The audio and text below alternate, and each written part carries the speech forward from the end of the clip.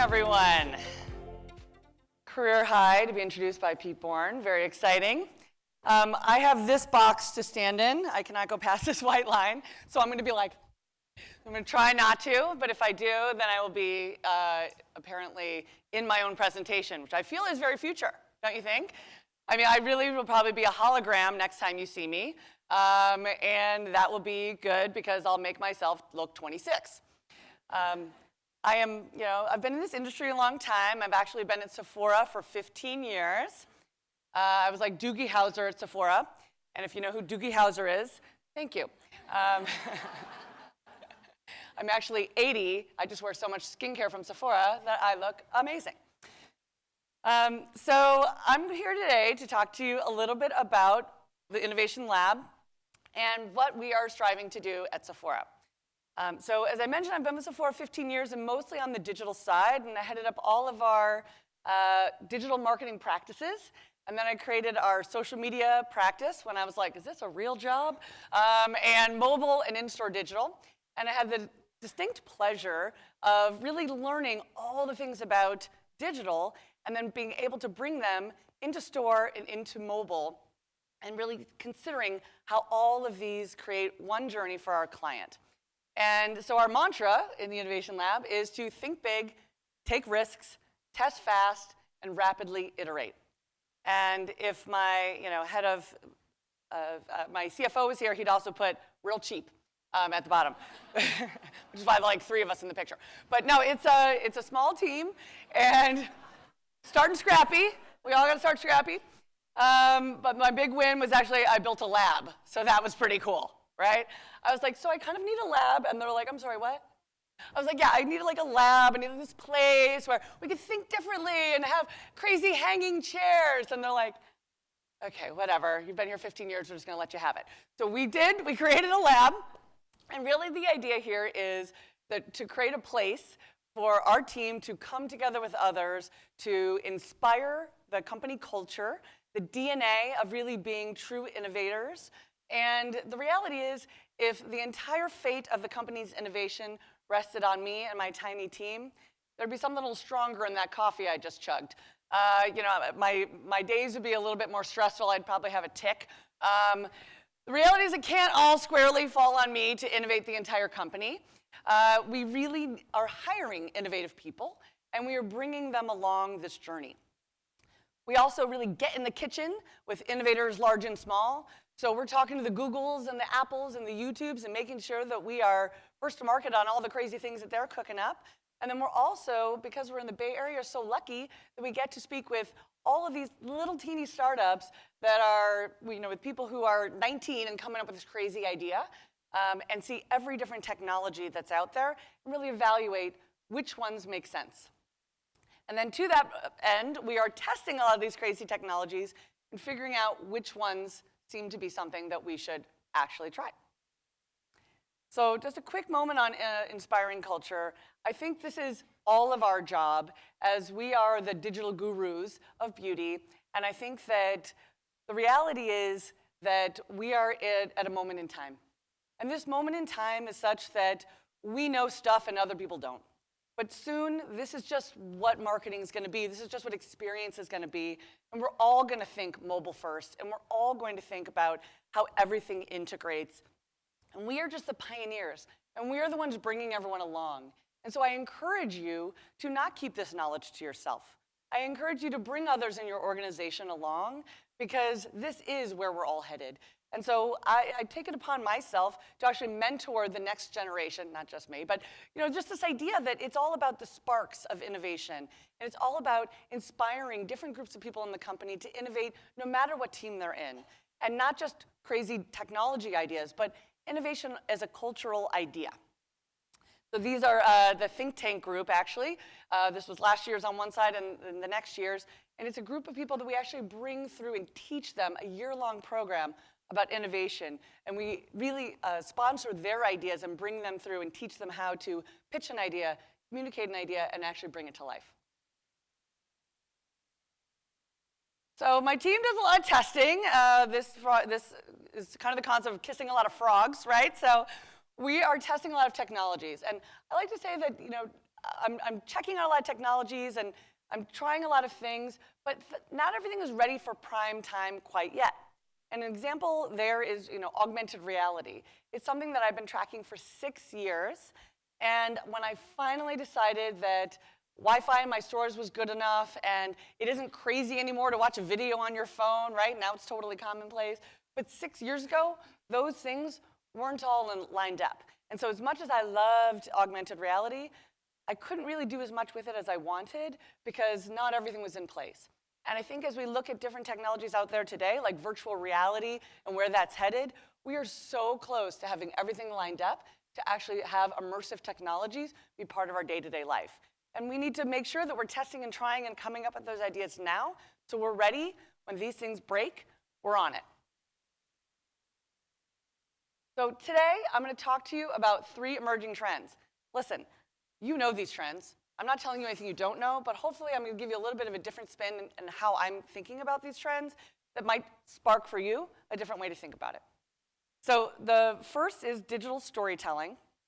And the idea here is that part of being in the luxury business is that every brand has a story. And whether it's the brand or the brand founder or the ingredient story, there's a reason that this product or this brand came to life. And unless our clients, we're sharing that with our clients, how are they going to know and choose all these different cool brands that we're talking about, right? So I'm going to give you a little, and I think today our clients are just smarter and more savvy than ever. They have access to everything. They can know everything. They can Google everything. So it really is that that everything out there is super interesting and we need to bring the story to life. And I'm just going to show you a quick example about something as simple as ordering at a restaurant and how that's even changed today. This is local? Yes, absolutely. I'm going to ask you just one more time, and it's local. It is. Is that USDA organic or Oregon organic or Portland organic? It's just all across the board, organic. The hazelnuts, these are local? How big is the area where the chickens are able to roam free? I'm sorry to interrupt. I had exactly the same question. So this is a quick clip from Portlandia. It goes on that they find out the dossier from the chicken. The chicken's name is Colin. The chicken mostly ate hazelnuts. They'd like to then meet the friends of the chicken. They eventually leave the restaurant and go to the farm where the chicken was raised because they want to really see where he was born. So this is today. This is our client today, right? She's just not taking us at face value. She needs to know what we're talking about. She needs the full story of all the things that we're bringing to life. And we need to bring those stories to her, whether she is at home, on her phone, or standing in our stores. We need to give her all that context because context is king. And really that once we bring these brand stories to life, they actually translate into sales. I didn't know that I needed this product until I understood why this ingredient is so life-changing. I didn't know that this brand founder was on a trip and saw this 70-year-old woman and who used this argan oil, and that's why she looks so young, and that's Josie Marin's story. And until I knew that story, I was like, oh, the oil, neat, right? No, once you know that story, it brings it to life. So what we've done at Sephora is we've really tried to bring content into commerce. And so it's not just this idea that we grow these content islands, that we have all this great content if you can find it. We really are infusing that content throughout the shopping path where she needs it. So a good example of this is right now, we're doing a lip animation at Sephora. It's all about the bold lip. Of course, I'm not wearing it today, but virtual me is wearing it, which is great. But really, it's this idea that our website, our app, and everywhere that we are really telling this story, not just in our stores, that we're infusing this goodness to teach our client, hey, you can wear a bold lip. Give it a try. And all of that really does help. We've also taken this to the level of integrating this amazing content into the product page. So a great example is Too Faced Melted. Is it a lipstick? Is it a lip gloss? Hard to know. And so really you go to the product page and you're able to see a video about this product. You can actually see it swatched and read an article about it. But then you can actually see 507 photos of our clients and even some of our in-store associates wearing this lip trend, right? Wearing this exact product in different shades, and I totally feel like I just tried it on because I have so much context about this product that sight unseen, I feel very confident in buying this product. And I think as we tell these brand stories, so I told you the Josie Marin story, but if I was sitting in store, how do I know the story? Well, I can put screens every 2 feet and blare them at the client. Does that sound great? Sure, right? No, that does not sound awesome. How do we let the client use her own phone to choose her own adventure about what she's interested in? And that's where something like augmented reality, where she can key off one of the model images or a founder image and watch that brand founder tell her own story. And we take this technology and we actually bring it into her home where we have our Sephora Play Box, where she can have a monthly present sent to her with a great brand story of all these wonderful products, and they come to life as she opens up our catalog and sees all of this amazing content. It really makes her feel immersed in this trend. And what I love about that is that the more that we can actually teach our clients, the more engaged she will be in the category. So instant gratification. So with my position, I have the great luck that I can meet lots of different companies. And I happen to know about a brand new app just launching. I'm not sure any of you have heard of it yet. I'm just so on the cutting edge, so I'm going to introduce it to you today.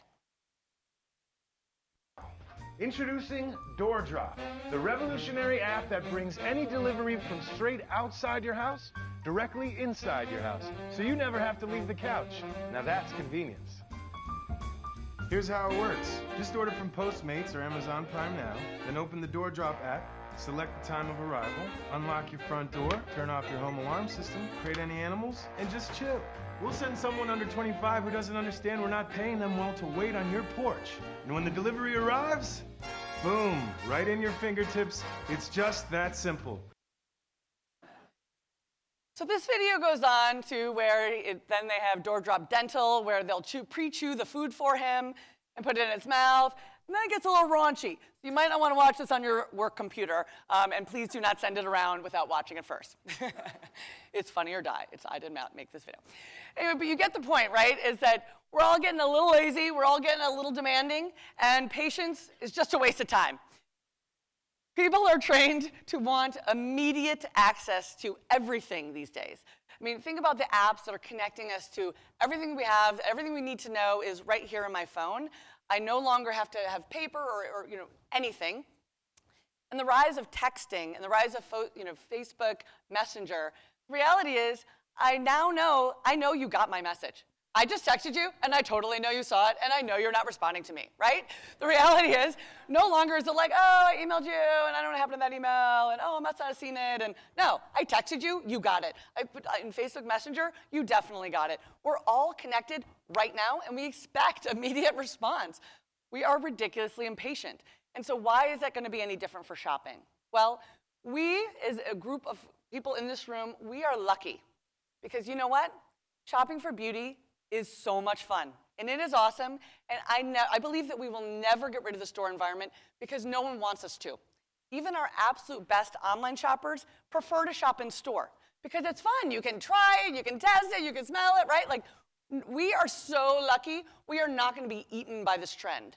But imagine the mom who's got 3 kids in the back, one's wearing a tutu and no shoes, the other one's dead asleep, right? Like, of their car, they're at home, they're trapped. There's just those times that you can't quite get out. And that is where I do believe that instant gratification and having immediate delivery is something that we're going to have to start to think about. And so at Sephora, we actually saw that we should try this, and we're trying what's called flash shipping. And so we've been testing this we've been rolled it out for about 2 years. And it's the idea that we have unlimited free 2-day shipping for just $10 all year, and it's actually free to our best clients. And what we're finding is that it's actually increasing the frequency that she shops because she doesn't have to amass a basket or wait till she can make it to a store. It's just those interim trips. It's actually not changing her normal behavior, it's additive.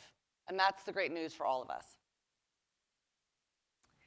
And one of the great things that we're doing with instant gratification is this idea of how do we actually bring this concept into the store? And so we have tested a proprietary experience called InstaScent with Fragrance IQ. And so when clients are in our stores and they're going through our fragrance quiz, they can actually, using dry scent technology, they can smell up to 20 different scents that are scent families. And what I love about that is that you don't come out of there smelling really interesting. And so it's just really low commitment to try something new. And what we've actually found is that our clients are testing things like woodsy and fresh, things that aren't the typical floral, because she actually wants to try something completely new. And this is just that lowers that bar, that barrier of entry to try something new. And then actually layer and create new fragrances.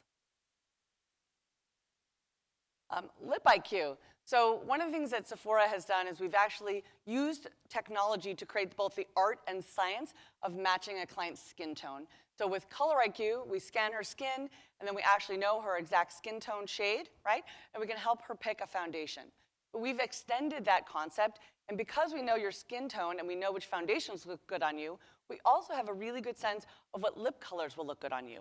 And so this year we have launched, or last year actually, at the end of the year, we launched Lip IQ, where we have all of our shades that are correlated with your skin tone so that we can help you narrow down that sea of excitement when you walk in our stores. I'm like, that's a lot of lipstick to try on, right? So very exciting to really use technology to help with the art and science of color matching. And if you may have seen, we've actually launched Sephora Virtual Artist.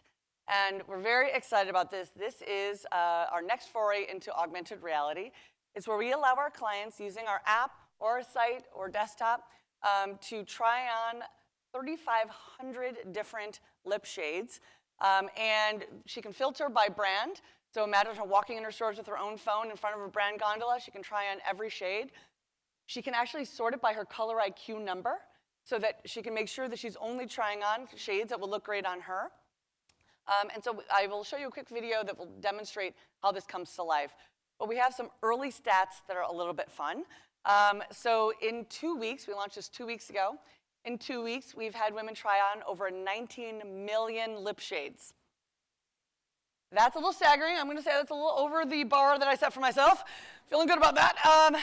But what I love about that is just that the comments that we're getting are, I had no idea I could pull off a red or that bold fuchsia. Or I actually immediately bought 4 different shades that I'd never tried before just from trying this on. And what it tells me is that, you know, women need to sometimes be shaken out of their day-to-day. They need to try something new, and they need that confidence. And so how are we doing this? And we actually had the great fortune to partner with Modiface, who has been the leader in this technology for many years.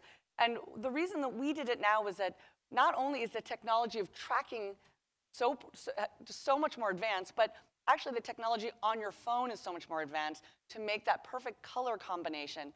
And we've used our pro team artists to validate every single shade on a person and compare it and make sure it's right. And so having that partnership with Modiface and having that experience be correct actually is helping our clients shop, and that's what we strive for.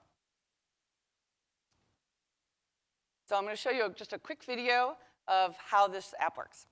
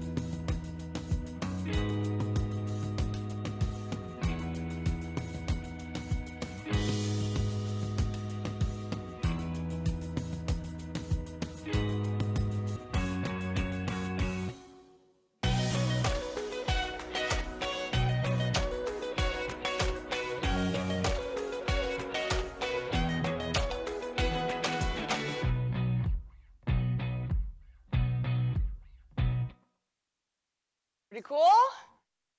Yeah, well, I have to say, we've having some fun with that, because if you could tell from that, basically you can tap your 4 favorites and share it with friends, which we're seeing happening all over Facebook and Instagram right now.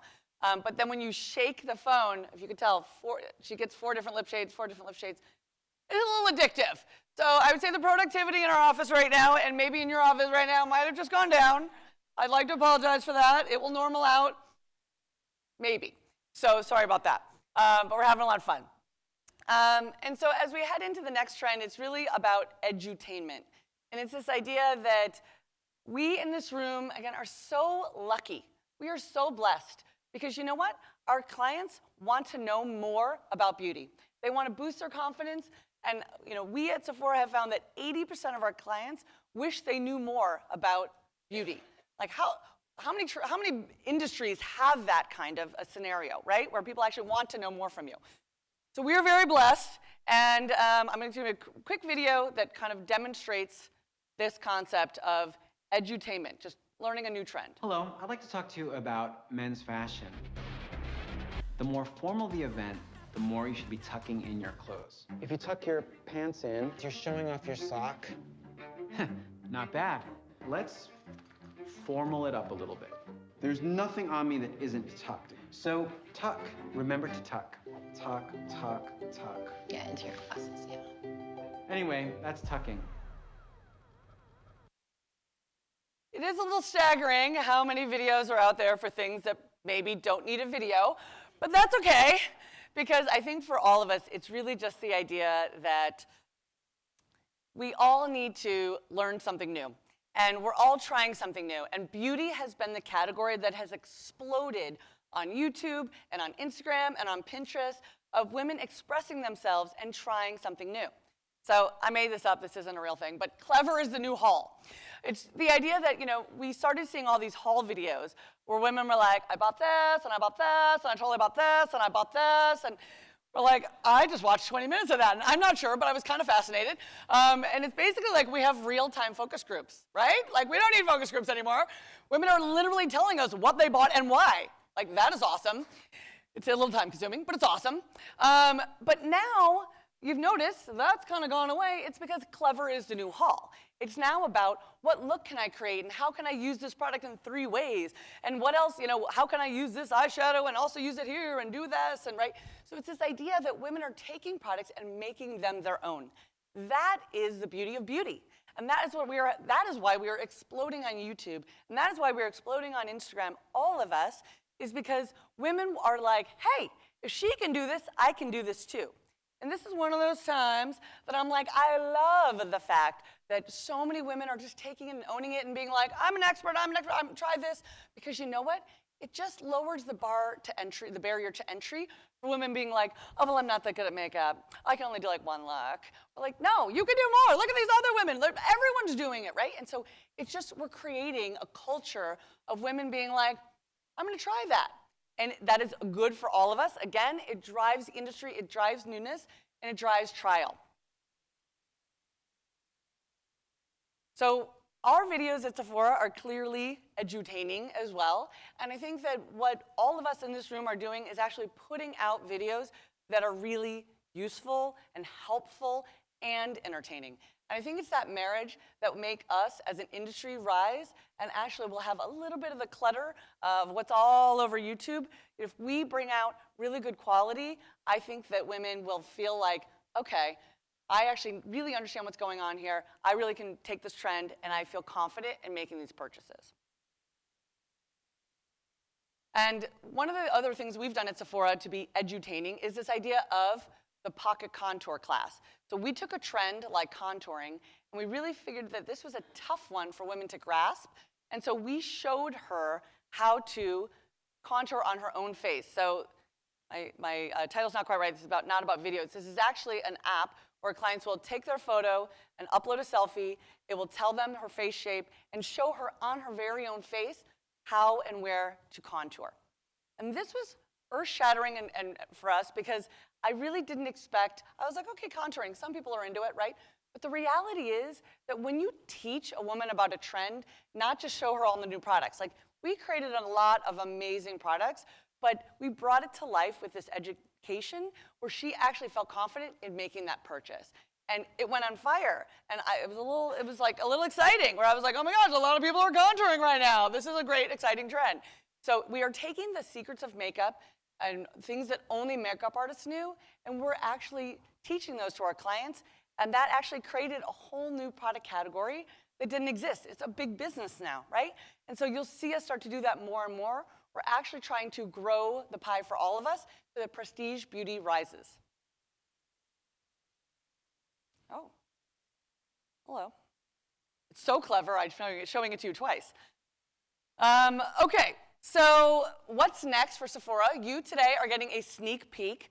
This is so sneak that literally this is not final. We're still building this right now. But we are creating a game to explain the concept of color correcting.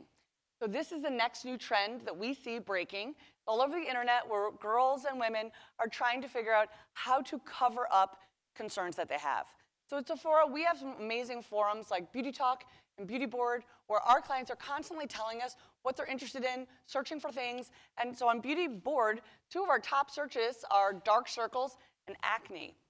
So women actually want more than just selfies and looking beautiful. They're trying to actually boost their own confidence to start with a clean palette. That's amazing, right? Oh, it's happening. Okay, you're watching this game. Okay, so here's the game. So this is kind of a video demo of it, which is that imagine that you pick the woman who looks closest to you. So it's the avatar. One of these women is supposed to be me. Let's see if we can find her. Okay, it's her. Okay, it's me. Okay, so now we're gonna throw a problem at me. This is totally what happens in real life. I'm like, oh my God, I woke up with dark circles, right? So I wake up with dark circles. Now I gotta figure out what's gonna disguise it. I'm like, I don't know, green? That's probably what I would use, right? That's probably what I would use. No, that is wrong, no. So green solves target redness. That is solving some other problem you have, Bridget. Do not use that. Okay, I'm gonna try again. Please get right, please get it right. Oh, pink. Apparently I am right. I am now a beauty maven. So the idea here is that if we can teach women that if they use the right products to counteract some of the skin concerns that they have, they can actually wear less makeup and not look cakey. And it also, again, it boosts their confidence. And so we're teaching her a whole new skill. So in this game, we have 6 different concerns we're gonna throw at her, and we have many different skin tones, and the answer is absolutely different if you have a dark skin tone, a medium, or a light. And so this is a tough thing for us to communicate to our clients. And so this is actually a tool that not only will our clients use, but our cast will use in store as a teaching mechanism. And at Sephora, we are really dedicated to teaching, inspiring, and playing with our clients. Makeup is fun, skincare is fun, hair is fun, fragrance is fun. How do we bring her in and actually allow her to be infused in our experience with us? Because the more that we deepen her engagement in beauty, the more she'll be loyal, but even more that she'll feel confident and spend more in the category overall. So that's what I have for you today. And with that, I think we're going to take it to some questions. Thank you.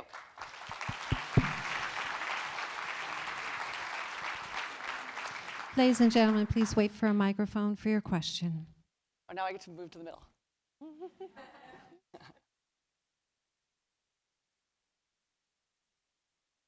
I can ask myself questions. I don't even need a topic. I could just talk. It's totally fine. I got no problem with that. An amazingly entertaining and informative presentation, just a way to start the day.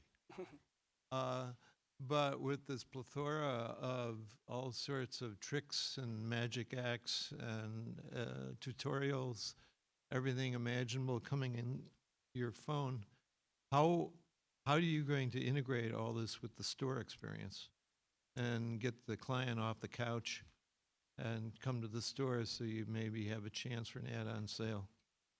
Definitely. So what we're finding is that the mobile phone is a bridge between the digital and physical worlds. And so the more that we teach her how to use her phone when she's standing in our store or when she's at home, the more that she'll actually learn and realize that she can help herself in our stores as well. And so what we find is that when we think about digital, it's not just the digital in our stores on screens. It's using the phone as a vehicle to help her when she's in store. That really was the premise of Sephora since day one, is let her come on in and play, and we're just gonna let you do your thing. We're here to help you. We'd love to help you, but you also can really be empowered. And I think all of us are so empowered with our phones. Why not in retail, right? Why not extend that into the retail experience? So we are. Bridget, hi, good morning. Edward Menikeski from Condé Nast. Congratulations, that was a great presentation. 2 questions. You talked about the need to go fast and cheap. Some of the things that you've done are quite elaborate. I was curious about 2 things. Do you have a separate developmental budget inside of your innovation group that's more or less a startup budget? And what is the speed to market in terms of that last app from the moment of original concept to actually building it and deploying? Thank you. Okay, great questions. So when I started this group, it's actually the smallest budget I've ever had because I used to run all of digital marketing and all sorts of, large things. And I was like, I'm sorry, what? That's all I have? Is there a few zeros missing? No? There's just zeros? Oh, okay, that's good. I'm like, okay. So I was like stealing money from other people, which is so fun. People love that. I'm like, so marketing, it'd be so great if you could just write me a small check. So I started out really begging, which is kind of a theme of my career, so it's fine. But then I actually kind of got my own budget. But, I think part of it is if we test things smaller and see how they go, we have an appetite to want to roll things quickly. And so I think we're trying to figure that out. Right now, I think none of this costs too much, which is great. None of it is too crazy, but it's really how much you integrate it. So this project, for example, was not built the way I would ideally do it. I'd love to do it native. I'd love to do it both iOS and Android, but I made it a mobile game. And I did that because when I go to integrate it, I basically put a header, footer, and I'm up, right? So speed to market on this, we started this in December, which is an awesome time to start a project. So smart. But yeah, basically in December, we started this project, and we will be launching it the first week of March. So it's fast. My team loves me. They love me. I'm like, so we have no money, and it's got to be totally fast, and you got to make an avatar that looks like me. And you got to make me look 26, and it'll be totally easy. So, yeah. All right, so somebody already asked me the hard questions about budget. Come on, people. Does the use of more digital and people watching videos in the store lessen or change your way of your service in the store? That's a great question. So when we first started bringing digital devices, even for mobile checkout in store, I actually wanted to put a case on all of the in-store devices that said, I'm checking you out. Because people were basically like, when you're off your phone, you can check me out over there. And they're like, oh, no, this is a checkout device, right? Like the idea that the technology in store doesn't mean I'm being rude. And then to the flip is that, when clients are standing in their stores, it used to be like, no, you can't take a picture. No one can take a picture of anything. Oh my God, no one take a picture. And I'm like, so I run socials, so we have to let people take pictures, and that's gonna be okay? So basically, we just, the world had to change a little bit. And the other was, I built all sorts of content years ago. I built amazing content. I had all this stuff with like QR codes. Remember QR codes before we all had like a patent lawsuit? Anyway, that was super fun. Anyway, there was QR codes, and I was like, there's no Wi-Fi in any of my stores, right? So I think, all of this is a learning experience. And I think now what we're finding is, the more that we try, the more it pushes. I mean, I might have no zeros in my budget, but I tell you what, I spent a lot of money on Wi-Fi in those stores with IT, right? Like, we're actually building the infrastructure for the next generation.